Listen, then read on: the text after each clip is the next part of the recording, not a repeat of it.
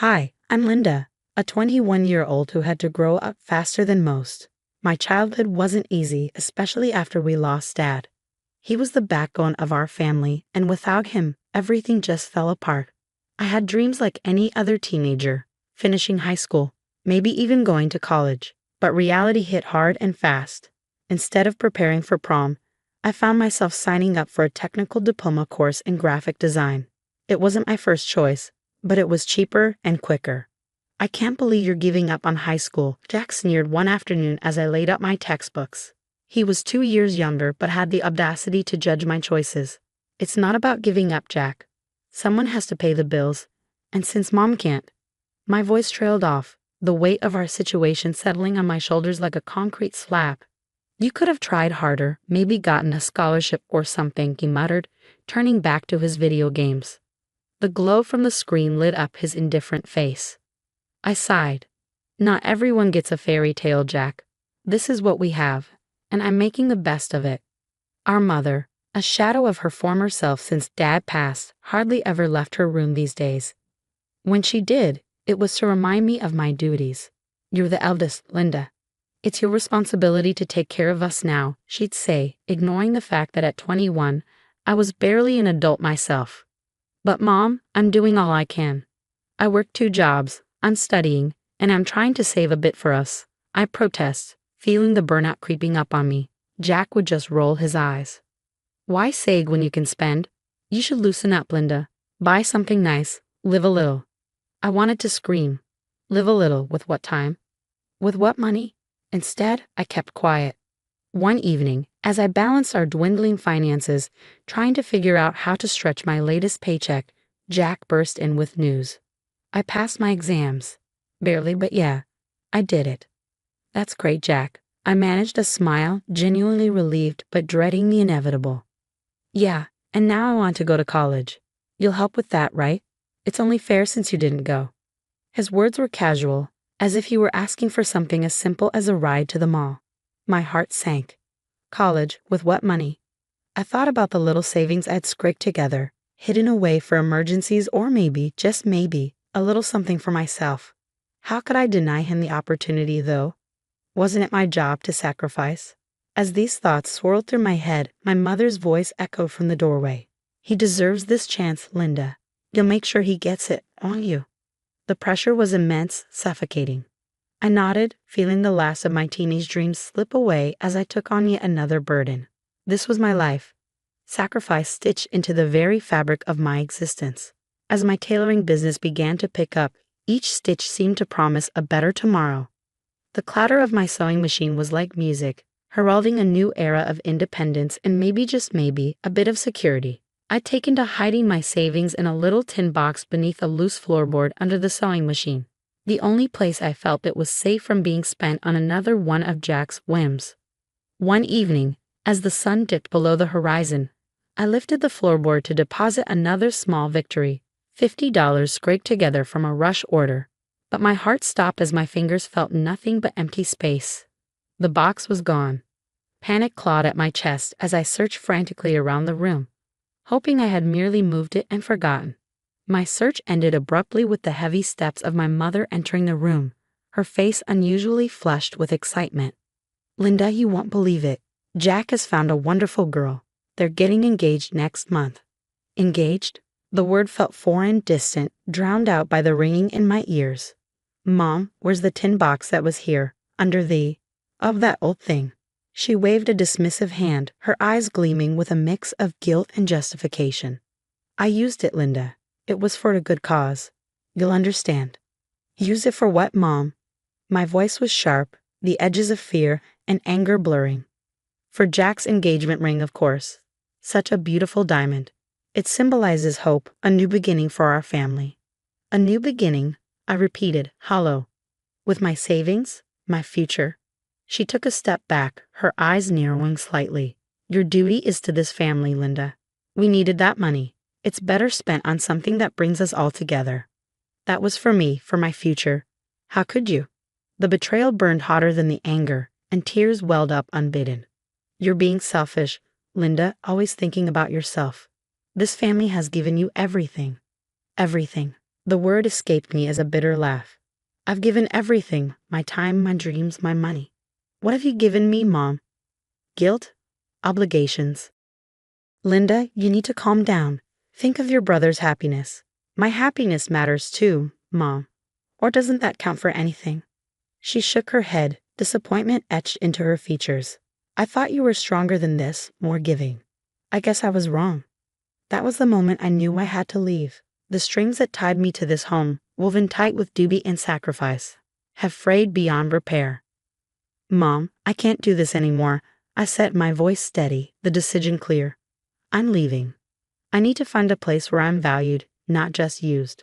Her face crumbled, a mix of anger and desperation. You'll be back. You need us. No, Mom, I don't. With those final words, I packed my essentials. The sewing machine, my loyal companion, was the last thing I loaded into my car. As I drove away, the house shrinking in my rearview mirror, a weight lifted.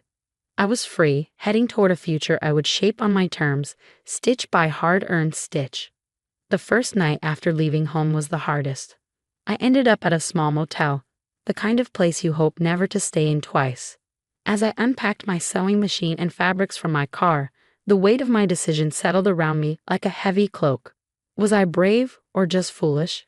Each uncertain thought was like a stitch out of place. But I pushed through, setting up my makeshift workspace on the rickety table by the window. The next few weeks were a blur of activity. I found a small studio apartment. It wasn't much, but it was mine alone.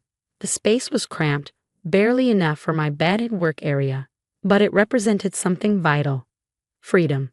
Setting up my sewing machine, I felt a renewed sense of purpose. Here, every piece I created was a testament to my independence. Business wasn't easy to come by at first. I spent days visiting local boutiques and coffee shops, my portfolio in hand, pitching my tailoring services. Rejection stung, yet with each no, I felt my resolve harden. Next time, I would tell myself, they'll say yes. And eventually, they did. A boutique owner admired the custom alterations I proposed for her shop's aesthetic and gave me my first big break. As my business began to grow, so did my confidence. I launched a small online store showcasing my designs and alterations. The first time an order notification pinged on my phone, I laughed out loud. It was a sound of pure joy. Orders started to trickle in, and my days were filled with measuring, cutting, and sewing, each piece a building block in the new life I was constructing. I started making new connections, both professionally and personally. At a local entrepreneur meetup, I met other small business owners who shared their journeys, and their stories fueled my own ambitions. I wasn't just surviving, I was thriving. As the months rolled by, my tailoring business not only stabilized but began to flourish. Orders flowed in steadily, and I had even started taking on an apprentice to help with the workload. It was during one of those busy afternoons, the hum of the sewing machines filling the air, that my phone buzzed with a number I hadn't seen in months. Home. Hesitating only for a moment, I answered, the familiar voice of my mother crackling through. Hello, Linda. It's been a while. We miss you. The words, meant to tug at my heartstrings, now felt distant. Hi, Mom. What's going on? There was a pause, a shuffling of feet on the other end. Well, we're in a bit of a situation here. Jack's planning to buy a house, and he's come up a bit short. We thought maybe you could help. The request hung in the air, a well-worn tune. I took a deep breath, my hand tightening around the phone. Mom, I'm really focused on growing my business right now. I can't. But Linda, is for your brother. For family, she pressed, her voice taking on that familiar pleading tone. I know, Mom, but my answer is still no. I have responsibilities here, to my business, to myself, I said, my voice firm, the product of many nights rehearsing this moment in my mind. There was silence, then a harsh laugh. Jack was right. You've changed, become selfish, since you left. The conversation ended soon after with a curt goodbye. I put down the phone, my heart racing. But this time, there was no guilt, only a sense of empowerment. Choosing myself was new, but it felt right. The attempts to draw me back didn't stop there. A few days later, Jack called. His tone was casual, as if we were discussing the weather. Hey, Linda. Just thought I'd give it a shot, about the money. It would really help me out. Jack, I'm glad you called, but I'm not able to lend money right now. I'm investing everything back into my business. I explained, hoping he'd understand without needing further justification. Yeah, figured as much.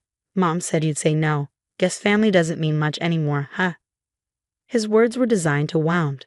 It means a lot, Jack, but so does my future. I'm sure you can understand that. I replied, keeping the hurt out of my voice. We hung up with a promise to keep in touch, a promise I knew was as thin as the fabric scraps on my workshop floor. Over time, their calls became less frequent, and I focused on my work, on building connections that were supportive and uplifting. My business thrived, and with each success, the echoes of their pleas faded, replaced by the voices of customers praising my work, the laughter of my apprentice learning the trade, and my own thoughts planning for the future. I had learned that saying no could be just as powerful as saying yes, especially when it came to protecting my dreams and well-being.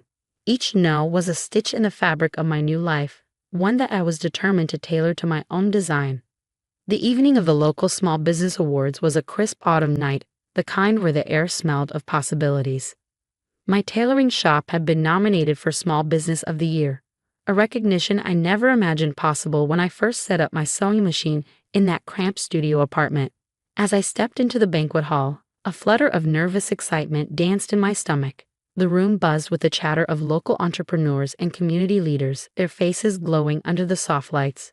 My eyes scanned the crowd, not for familiar faces from my past, but for the new connections I had made, the people who had supported and believed in my vision. When they called my name as the winner, a wave of applause washed over me as I made my way to the podium. The weight of the trophy in my hands felt like a tangible validation of all the nights spent working late, all the decisions made in the solitude of my shop. Thank you, I began, my voice steady but emotional. This award isn't just about the quality of stitches we produce or the fabrics we transform. It's about resilience, about the belief in oneself, and the courage to pursue a dream despite the odds. After the ceremony, as I mingled among well-wishers and fellow entrepreneurs, the sense of pride and accomplishment was overwhelming. It wasn't just about the recognition. It was about having made it on my own terms, about not just surviving, but thriving. As I unlocked the door to my apartment, the quiet hum of my sewing machine greeting me, I felt a deep, resonant peace. I was exactly where I was meant to be, stitching my future with threads of courage and determination. And that was the ultimate victory.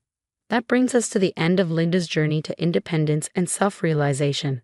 How do you think you would have handled the situation if you were in Linda's shoes? Would you have made the same tough decisions to cut ties for your own well-being? Or would you have tried to mend the relationship despite the challenges? Don't forget to hit the like button if you enjoyed Linda's story and subscribe to the channel for more tales.